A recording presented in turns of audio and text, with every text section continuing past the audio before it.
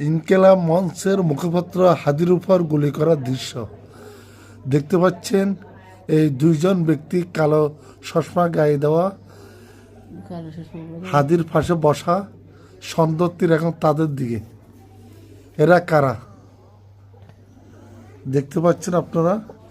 আরেকজন কালা মারফাল গলায় ফেঁচানো এবং কালা পাঞ্জাবি গায়ে দেওয়া, এই দুইজন ব্যক্তির সন্দেহ তীর এই দুইজন ব্যক্তির উপর। কিভাবে কাছের থেকে তারা গুলি করেছিল, গুলি করার সময় মেরে ফেলছে।